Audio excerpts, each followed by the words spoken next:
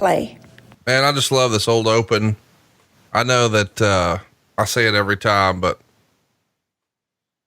it's just, it takes me back to what was great about WCW and Mondays. And I'm going to play a little audio here so people can hear it.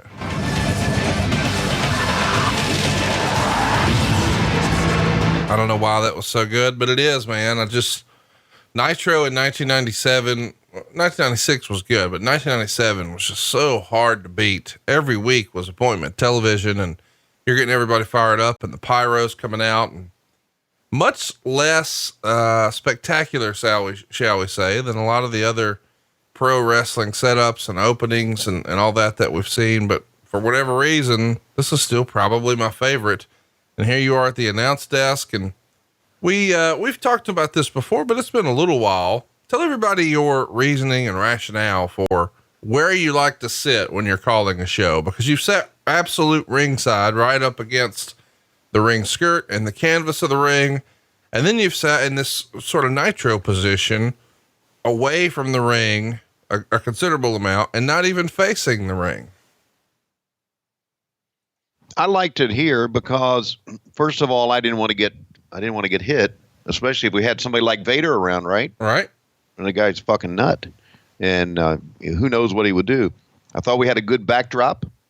The fans were not right up against us to where they were mugging to the camera, and we didn't need to see the action in the ring, because what you need to do as announcers is watch the monitor, and you need to watch what the fans are watching. That's what you call, not what you're seeing, because you may have your attention diverted somewhere else. That's why it always kind of blows me away that, I cover SEC football, and they always make sure that television is right at the 50-yard line to where they can see anything. They don't need to. Those motherfuckers can do it in a locker room with a monitor. They don't need to be there. As a matter of fact, ESPN now has been taking some of their broadcast teams for basketball and having them go to the studio in Charlotte and call the games. So anyway, back to that. That's why I always kind of liked it there. And I thought it was a good look, man. I mean, that Nitro set isn't it kind of legendary now, that Nitro set? No, absolutely. It's so legendary that you've promised me a piece of it for a while and not sent it. Now let's see what we're looking at here. This is a shot of Sting in the rafters. It's dark. They've, I guess Sting has quote unquote fucked with the lights, but of course he's not near the switches. Instead, he's got a giant bird on his arm. And, this bird was written about by the dirt sheets, and specifically the, Death of WCW book. I think they documented how much it costs to get this bird piece of business done. What do you remember about this bird angle? The only thing I remember about this bird angle is that somebody's got a laser pointer on it. The only thing I remember about this bird angle is that I noticed the bird for the first time ever when I saw this monitor. I had no idea he had a bird until I saw it. So how much did this bird cost? It was a lot. It's a fucking buzzard. Yeah. It's a bird of prey. No, it's a fucking buzzard. He's here to pick the bones of the NWO. A fucking ugly ass buzzard is what it fucking was. I mean, listen, I appreciate that they're trying something. Mm-hmm. You know? Yeah. I guess we should tell everybody that what we just saw right there, the bird angle. Mm-hmm. Do you remember where that was from? Yeah. Columbia, South Carolina. No, we're in Columbia, South Carolina right now for the wrestling matches. That was the last Clash of the Champions you just saw. So, the first Clash of the Champions started with Ric Flair and Sting putting on a clinic that was quote unquote 45 minutes. Yeah. But the last Clash of the Champions, there's a buzzard. Is that not like poetic? That is poetic. That is poetic. And you know what's funny here is we're looking back at the Clash of Champions. They're scared of a fucking buzzard. He's here to pick the bones. All these big guys, all these powerful guys, they're scared of the buzzard. They're scared he's going to shit on them or something. Not Eric Bischoff. Eric Bischoff, Karate Man. He makes the approach, pulls a note out. Yeah. I guess Sting couldn't send emails back then. How about Kevin Nash going to hit the bird with a fucking tag belt? This is where we are. Well, we were hot back then, so I guess we could get by with anything. Fucking buzzard.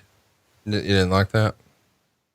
Well, it was ominous.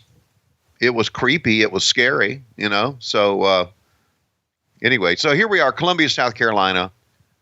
This is the best place to have this with Arn Anderson because he was, obviously in the Carolinas with the Crockett's. He was such a legendary performer. And the Horsemen, I mean, that was their home territory. They couldn't have really picked a better place, really. Right. This is the old Carolina Coliseum, which is had put a lot of people in there, but it's old and it's had a good look to it. So I think the actual picking of this arena was very, very good. And look at Gene Anderson. Gene Anderson. Gene Anderson. Listen to you.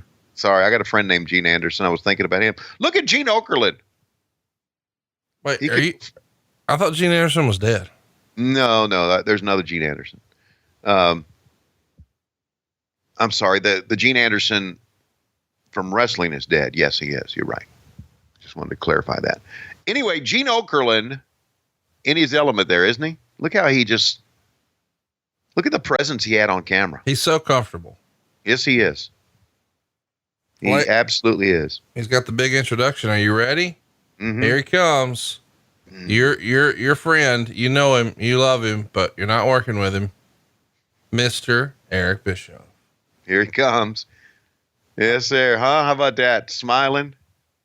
Wonder if he's going to walk in the first SmackDown like this.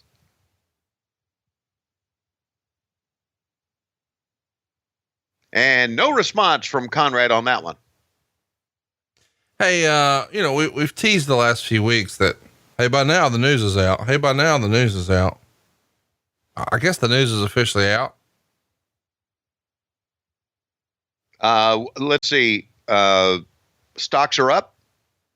The trade war with China is over. If you're embarrassed and you don't want to talk about it, I understand. If you regret your decision.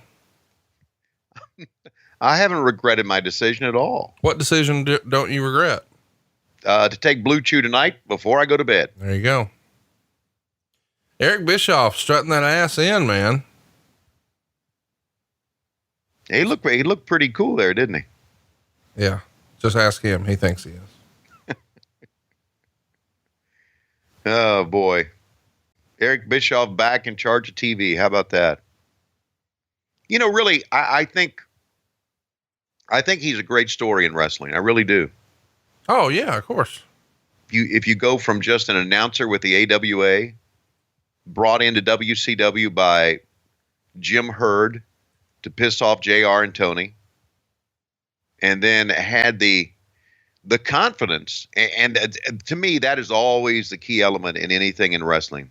And that's what I always have lacked. But the confidence and self-assurance and intelligence to be able to put together a business plan to take over the company, to run the company, to be successful, to do things the right way for a time, and then still be relevant thanks to some sort of podcaster out there named Conrad Thompson, and now all of a sudden back in the front office again of a big company. That's quite a story. I think it's a story that, is that all you could say? Mm-hmm. I think it's a story that everybody should talk about. J.J. Dillon on the phone. What the fuck? J.J. Dillon on the phone. Well, they're trying to get an update about what happened in Nashville at the Clash of the Champions. By the way, there is another show in our family of shows here that we should mention with Mr. Eric Bischoff, 83 Weeks, that is going to be covering that Clash of the Champions. So the very last Clash of the Champions, where we just saw that big bird with Sting and are hearing all about from J.J. Dillon here, you can actually check out on 83 Weeks right now. So go check it out, 83weeks.com. And we actually rip off our gimmick here, Tony. We do a watch along for that Clash of the Champions. Wait a second. Don't we have that copyrighted? Isn't that trademarked? Where's Mike Dawkins? Hang on, Son of a, give me a bald lawyer. Just so I'm clear, I'm going to sue me. Is that what we're pitching? Yes, that's what we're pitching.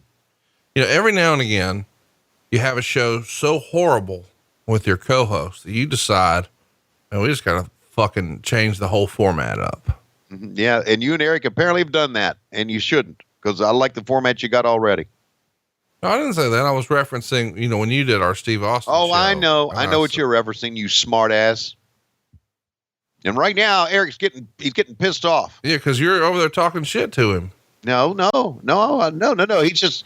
He was just. Oh, here it comes. Wait, now how Holy about this? shit. Sting not coming down from the rafters. Sting coming from the back. And he's running down all the accolades from Hulk Hogan. He's beat the Giant. He beat Lex Luger. And man, the fans are into this. You know what Sting's got in his coat? A new format from Vince. After Eric worked so hard on it. Turn around. He's right behind you. Take a look at your new format.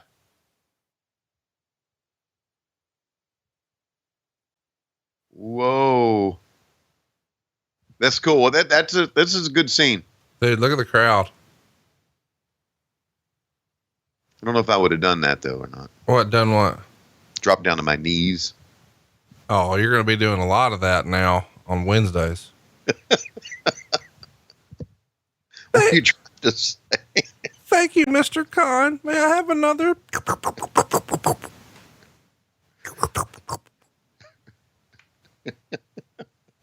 You're a rotten person. I'm, you know terrible, I'm a terrible human. I know. You're rotten. You're funny. You're irreverent. You're a genius. You're the genius of wrestling, but you're wrong. Oh my God. Will you stop? Just because you're a millionaire now because of my idea doesn't mean you have to go on and on. Ooh, sticking that thing down his mouth.